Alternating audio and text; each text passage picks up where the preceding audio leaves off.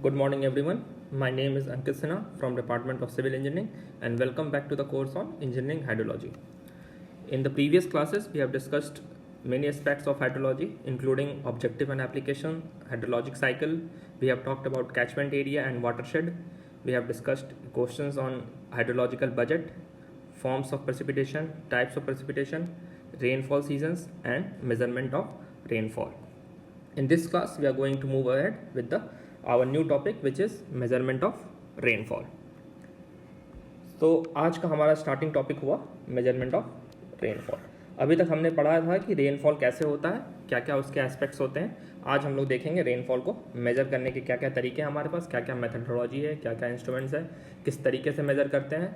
और उसके बाद जैसे जैसे आगे बढ़ेंगे वैसे हम लोग इसमें एरर क्या क्या अलाउड है, यहाँ पे आपके पास क्या क्या अलग अलग सिस्टम्स आपके पास अवेलेबल है, इंडियन स्टैंडर्ड गाइडलाइंस क्या हैं, ये सारी चीज़ों को हम लोग देखेंगे. ठीक है. तो सबसे पहला एस्पेक्ट होता है आपको मेज़र करने का, वो होता है आपको रेनफॉल कितना हुआ. तो सबसे पहला इम्पॉर्टेंट काम होता है आपको मेज़र करने के लिए, वो है आपको अमाउंट ऑफ रेनफॉल पता करना कि रेनफॉल कितना हुआ. Of rainfall has occurred. तो रेनफॉल मेज़र करने के लिए हमारा जो सिस्टम यहाँ पे अडॉप्ट करते हैं वो हम लोग वॉल्यूम के टर्म्स में नहीं करते, वहाँ पे वर्टिकल डेप्थ के बारे में बात करते हैं. वर्टिकल डेप्थ क्या हुआ देखते हैं. अगर आपके पास एक कैचमेंट एरिया है जिसका गिवन एरिया मान लीजिए ए है, इस पर कुछ रेनफॉल हुआ, आपका कुछ प्रेसिपिटेशन हुआ, टोटल प्रेसिपिटेशन का वॉल्यूम वी हुआ. ठीक है. तो हम लोग कभी भी प्रेसिपिटेशन को टोटल वी के टर्म्स में या फिर मीटर क्यूब में नहीं बताते हैं. हम बताते हैं अगर इस रेनफॉल को, इस पार्टिकुलर रेनफॉल को इस गिवन एरिया में स्प्रेड कर देते हैं, बस टोटल पूरे एरिया में आपका रेनफॉल स्प्रेड हो जाता है, तो कितने हाइट तक आपका जो रेनफॉल है वो मेंटेन होता है. इसका मतलब अगर हम लोग यहाँ पे अगेन इसको सिंप्लीफाई करके देखते हैं, मान लेते हैं आपके पास एक कंटेनर, ये आपका एक कैचमेंट एरिया की तरह काम करेगा यहाँ पे. ठीक है. इस कंटेनर का बेस एरिया आपका ए है. ठीक है. ये आपका बेस एरिया हुआ. ठीक है. यहाँ पे आपका वी अमाउंट ऑफ रेनफॉल अंदर हुआ. तो रेनफॉल होने के कारण क्या होगा, ये पानी कलेक्ट होगा. मैंने आपको बताया था पूरे रेनफॉल को आपको पूरे एरिया के अंदर स्प्रेड करना है. स्प्रेड करेंगे तो आप क्या करेंगे, कुछ एरिया कुछ वो हाइट तक ये पानी आपका कलेक्ट हो जाएगा. जब भी हम लोग अब रेनफॉल को बताएंगे, एक्सप्रेस करेंगे, तो हम लोग इसी हाइट या फिर इसी वर्टिकल हाइट के टर्म्स में बता करेंगे. ठीक है. ये करने का फ़ायदा ये होता है कि हमारे पास साथ में एरिया कोट करने की ज़रूरत नहीं रहती है. इसका मतलब अगर हम कहीं बताते हैं कि 1000 मीटर क्यूब पानी रेनफॉल हुआ है, तो आपको साथ में ये बताना पड़ेगा कि यहाँ पे एरिया कौन सा कंसिडर कर रहे हैं. ठीक है. तो जब तक हम ये एरिया कंसिडर नहीं करेंगे तो ये डेटा आपका इनसिग्निफिकेंट हो जाता है. लेकिन वहीं आप डायरेक्टली आप बताते हैं 0.1 मीटर रेनफॉल हुआ है, तो आप जो भी फिजिकल पैरामीटर है उन सबको एस्टिमेट कर सकते हैं यहाँ पे डायरेक्टली. तो ये फ़ायदा होता है आपको यहाँ पे, जब भी रेनफॉल हम लोग डिस्क्राइब करेंगे तो हम लोग हमेशा इस वर्टिकल डेप्थ ऑफ वाटर के बाद में ही बात करेंगे. ठीक है. टोटल वॉल्यूम के बारे में इन जनरल बात नहीं करेंगे until unless it is mention.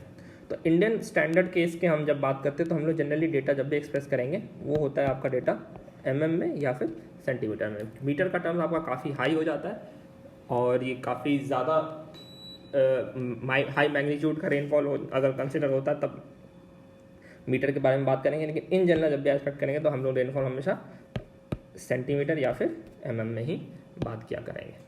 ठीक है. तो रेनफॉल को हम लोग अब मेज़र कैसे करेंगे, रेनफॉल मतलब प्रेसिपिटेशन को हम लोग को मेज़र कैसे करेंगे. तो मेज़र करने के लिए हमारे पास जो इंस्ट्रूमेंट्स हैं उनको हम लोग रेन गेज कहते हैं. लेमैन टर्म्स कहिए या फिर टेक्निकल टर्म में भी इसको रेन गेज कहते हैं. इनके और भी नाम हैं अवेलेबल आपके, जिनको हम लोग ऑम्ब्रोमीटर्स, प्लूवियोमीटर्स और हाइड्रोमीटर्स भी कहते हैं. हाइड्रोमीटर आपका हाइड्रोग्राफ से आता है, आगे हम लोग देखेंगे हाइड्रोग्राफ क्या होता है, तो वहाँ से आपको समझ में आएगा हाइड्रोमीटर्स क्या होते हैं. ठीक है. तो धीरे धीरे अब हम लोग एक एक करके आगे बढ़ते हैं और इनके क्लासिफिकेशन को पढ़ते जाते हैं. ठीक है. तो अभी तक आपने देखा है वो क्या था, रेनफॉल को हमेशा हम लोग वर्टिकल डेप्थ के टर्म्स में बताते हैं, हमेशा वर्टिकल हाइट के टर्म्स में हमेशा आपको जब भी रेनफॉल को बताना होगा तब बताएंगे। और प्रेसिपिटेशन को मेजर करने के लिए जो इंस्ट्रूमेंट्स होते हैं उनको रेन गेज कहते हैं, अलग अलग नाम हो सकता है, हाइटोमीटर, प्लूवियोमीटर, ऐसा अलग अलग, ठीक है। तो जनरली जब भी हम लोग बात करते हैं तो आपके पास दो तरह के रेन गेज अवेलेबल है। पहला हो गया आपका नॉन रिकॉर्डिंग, दूसरा हो गया रिकॉर्डिंग। तो रिकॉर्डिंग और नॉन रिकॉर्डिंग में सिंपल डिफरेंशिएशन यही है, यहाँ पे डेटा आपको मेज़र करना पड़ता है हमेशा, किसी भी गिवन इंटरवल में आपको डेटा कलेक्ट करना है तो। और रिकॉर्डिंग में होता है कि अगर आपको कंटिन्यूसली डेटा मेज़र करने की ज़रूरत नहीं है, यहाँ पे ऑटोमेटिक सिस्टम होते हैं आपको डेटा कलेक्ट करने के लिए। इस रिकॉर्डिंग के एज में जब भी बात करते हैं तो आपके पास ऑटोमेटेड सिस्टम होता है डेटा कलेक्ट करने के लिए। नॉन रिकॉर्डिंग में आपको जाके डेटा कलेक्ट करना पड़ता है, ठीक है। तो नॉन रिकॉर्डिंग में सबसे पहले आता है साइमन्स रेन गेज, सबसे इंपॉर्टेंट, सबसे कॉमन और सबसे ज़्यादा फेमस हो गया आपका Simons rain gauge. Simons rain gauge का ही एडवांस्ड या फिर आप कह सकते हैं मॉडिफाइड वर्जन होता है इंडियन स्टैंडर्ड रेन गेज या IMD रेन गेज। साइमन्स का ही एडवांस वर्जन या फिर मॉडिफाइड वर्जन होता है, ठीक है। तो अब हम लोग सबसे पहले स्टार्ट करते हैं अपनी डिस्कशन को साइमन्स रेन गेज से लेके, ठीक है। तो साइमन रेन गेज है क्या? एक तरह से यूनिवर्सल गेज है जो कि आपका कुछ इस हिसाब से देखने को रहता है, ठीक है। अगर हम इसको डायग्राम में देखें साइमन रेन गेज आपका कुछ ऐसा दिखेगा देखने में, ठीक है। तो यहाँ पे क्या है आप देख सकते हैं, आपके पास रेन गेज का इंस्ट्रूमेंट है, एक किसी कॉन्क्रीट ब्लॉक के ऊपर रखा गया है, मतलब इसको कोई हाइट प्रोवाइड की जा रही है और उसके कुछ मेजरमेंट्स हैं। आपको डाया दिया गया है, dia is equal to 125 mm, कुछ हाइट होती है, हाइट भी इसकी आपकी मान लीजिए 250 mm होती है, ठीक है।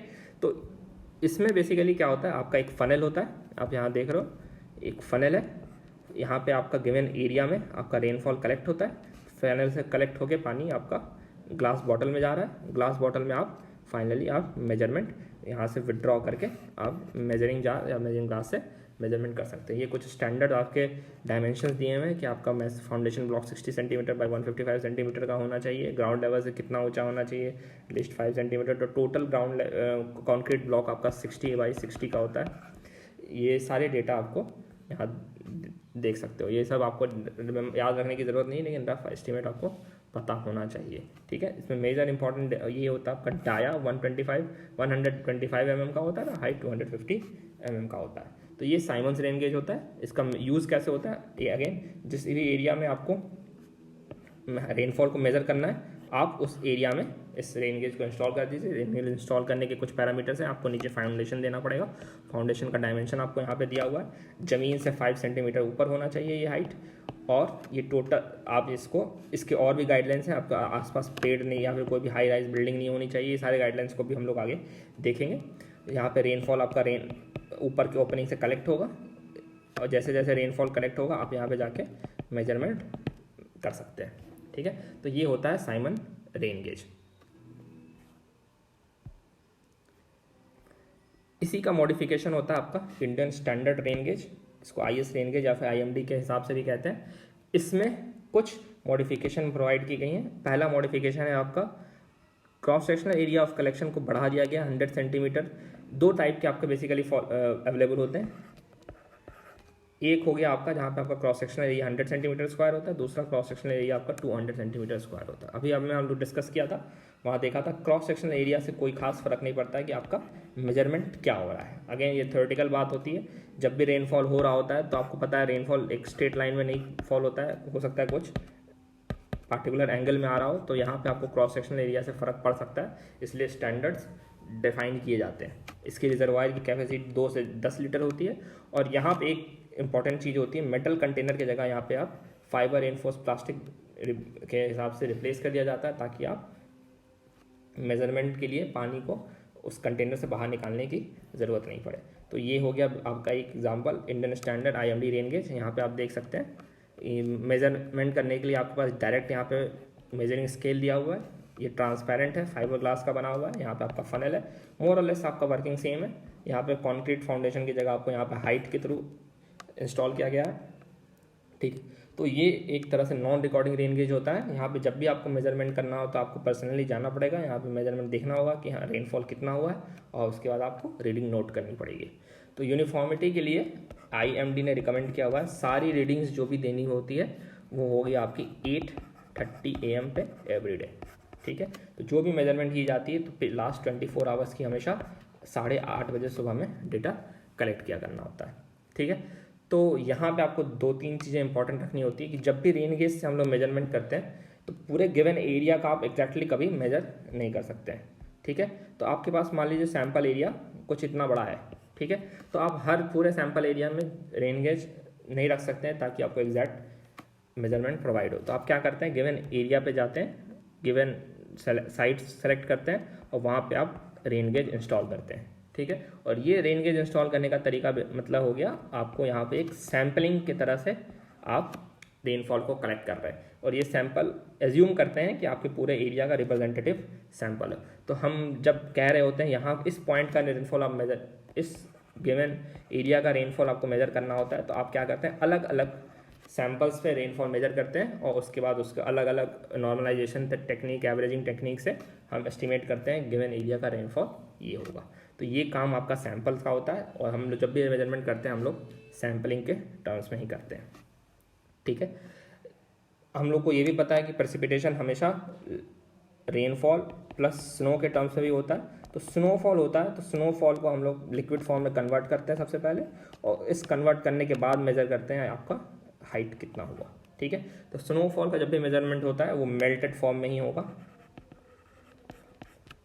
आपका डायरेक्ट स्नो के फॉर्म में नहीं होता क्योंकि यहाँ पर डेंसिटी आपकी जो है वो वेरी करते रहती है। तो यूनिफॉर्म डेंसिटी के लिए हमेशा हम लोग लिक्विड फॉर्म में ले आते हैं। वाटर की डेंसिटी मोर और लेस कांस्टेंट होती है एक नॉर्मल वर्किंग टेम्परेचर के समय, तो ये इस हिसाब से हम लोग मेजरमेंट करते हैं। ये हो गया आपके नॉन रिकॉर्डिंग रेन गेजेस, जहाँ पे एक बार फिर से हम बताते हैं 2 रेन गेज होते हैं आपके साइमन गेज रेन गेज, जिसको आप बेसिकली यूनिवर्सल रेन गेज भी कहते हैं।